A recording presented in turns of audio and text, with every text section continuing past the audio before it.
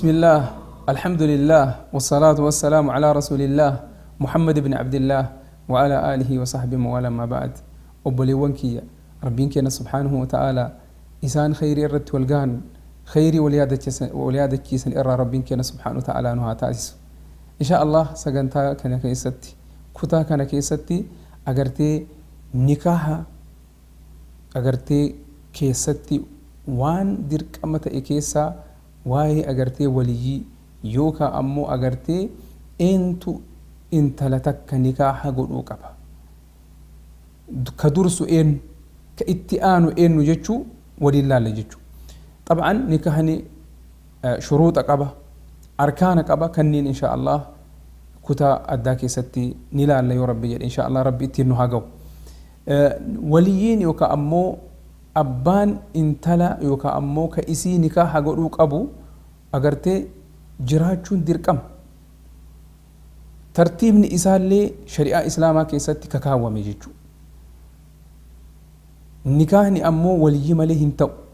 nabiin keenya sallallahu alaihi wasallam hadiisa imraaniiti hadiisa agartee aishaa keessatti radiyallahu anhuma laa nikaaha illaa biwaliyyin wa shaahidai adil jedhan agartee nabiin keenya sallallahu alaihi wasallam ni kenni waliyin malee ammas ragaa lama malee ragaa sanuu agartee ka haqa eegan ta'an malee agartee hin ta'u jedhan nabiin keenya sallallahu alaihi wasallam kanaafuu mee waliyin intala takka intala muslimaa takka ka dursu een ka itti aanu een yoo sun hin jiraatin eentu itti aana yoo sun hin jiraatin eentu itti aana ka jedhu waliin laalla jechuu rabbiin keenya subhaanahu wa ta'ala nu halaaffisu ulamaa'in tartiiba isaanii akkaataa itti aanu kanatti nu kaa'anii jiran jechuu waliyyiin dursu ka intala agartee muslimaa takka heerumsiisu dursee abbaa isii ka muslima ta'e jechuu abbaan isii ka heerumsiisu agartee yookaan ammoo ka inni bakka buufate yookaan ofii isaatii nikaaha isii godha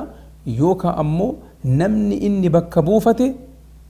nama agartee shuruuxa isaa insha Allah kutaa biraa keessatti bal'ifnee waliin laalla nama bakka isa buufate ta'a jechuu muslima isa bakka buufate jechuun ka abbaan isii bakka buufate jechuu ammas yoo agartee kunniin hin jiraatin ka itti aanu akaakayyuu isaa ta'a akaakayyuu abbaa isii ta'a jechuu jechuun akaakayyuu isii ka abbaa isii jechuu yoo abbaan abbaa isii hin jiraatin ilmatti tara yoo agartee dubartii ilma qabdu taate ilma agartee buluga jechuu yookaan ammoo ilma isaa amaanat jechuun ilma isaa yoo ilmi isaa jiraate jechuun isiin ilma qabdi ilmi kunis ilma qaba akkoo isii jechu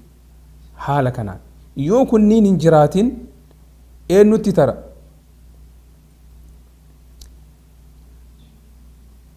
obboleessa isii ka abbaa fi haadhaan tokko ta'an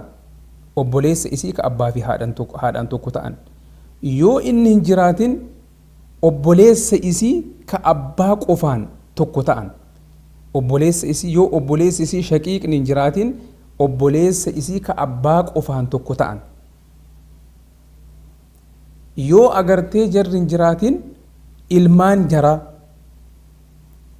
jaraa wa ulaaduhum in safadu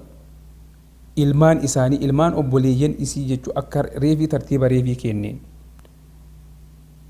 yoo agartee kunniin hin jiraatin abbeeraalee isii eessumaa miti yoo agartee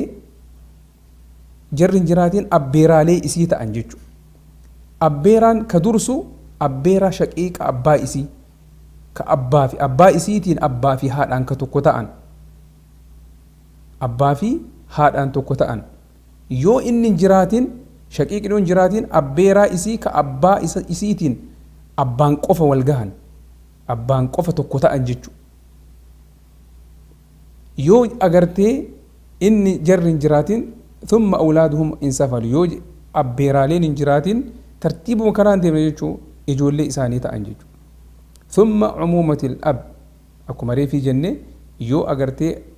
shaqiiqni abbaa ijoolleen qabaatin itti aansee abbaa obboleessa abbaa ka abbaan qofa tokko ta'an ta'a jechuudha. Yoo kunniin hin jiraatin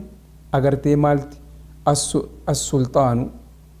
maaliifi jennaan as-sulxaanul muslim maaliifi rabbiin keenya subhaanahu wa ta'aalaa qaadii ka sulxaanni bakka buufatee qaadii ta'a jechuudha. Kanaafuu tartiiba kanaan deemnaa rabbiin keenya subhaanahu wa ta'aalaa tawfiiqan waa kennu karaa tartiiba kanaan warra dalagee agartee seera shari'aa eegurraa rabbiin haa taasisu. Haadha wallaahu a'lam wa salli allaahumma وسلم على نبينا محمد وعلى آله وصحبه أجمعين وجزاكم الله خير والسلام عليكم ورحمة الله وبركاته.